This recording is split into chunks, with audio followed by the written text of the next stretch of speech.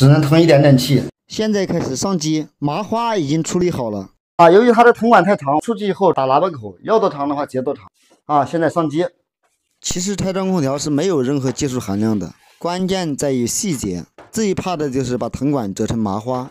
内机已经挂好了，还是挺漂亮的。现在去外面接藤管切掉一点，主家说够长就行，因为它的铜管太硬了，确实很难搬。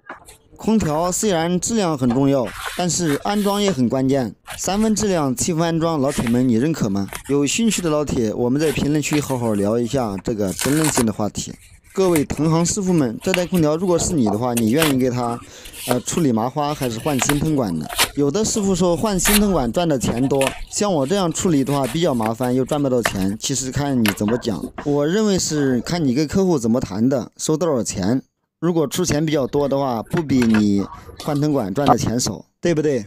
我之前发了2条视频，一条是给人家装空调打水钻孔，打孔收20，装空调收130，合在一起150。其实是一个很好的朋友的，给他做了一个特殊的优惠，并不是我给任何人做事都收这个价。如果这样的话，喝西北风了吧？希望老铁们理解。包括今天这个客户是我们的一个同事，空调拆下来把麻花处理好，又重新装上去，收费120块钱。好多老铁在评论区喷我，我认为同事之间的话给他优惠一点有问题吗？希望各位老铁们理解。正常来讲，他这台空调市面价起码收300块钱以上，对不对，老铁们？我们套一下看看多完美。我们也可以直接把它接上来，也可以小管打好以后一次接。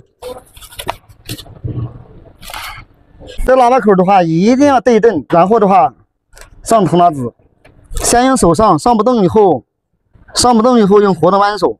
现在的话拿活的扳手上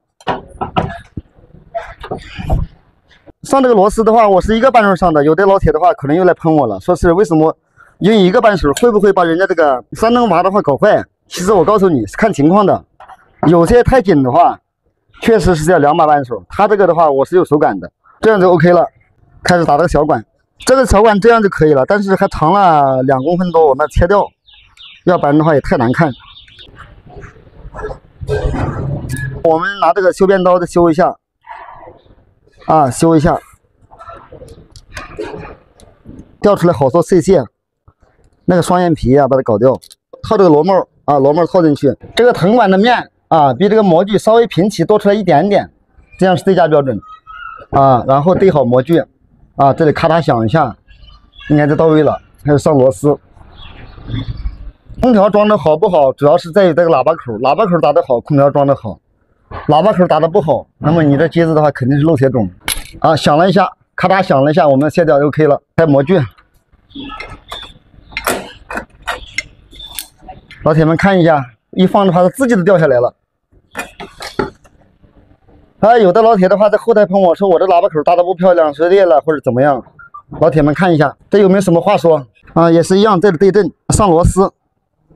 因为这个小管的话扭的差不多就可以了，完全是凭手感的，扭到一定的时候你扭滑丝都可以扭得动。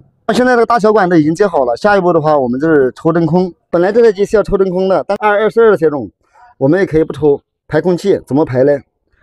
我这边的操作方法的，事先的话顶在这个针阀这里顶进去，然后小管开小管老铁们听到没有？这是已经在排气了现在已经排差不多了。小管阀门呢完全打开，再开大管。这个内外机的话都装好了，真空也抽好了，已经试机了用泡沫水试一下漏不漏铁种。近距离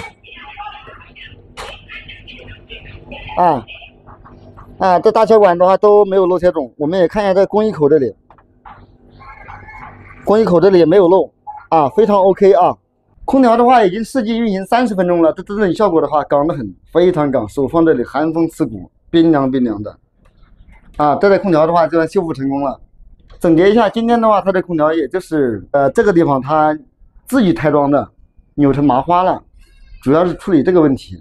我一没给它加铁种，2没有给它换藤管3没有收它高工费。老铁们讨论一下这台空调我收多少钱比较合适？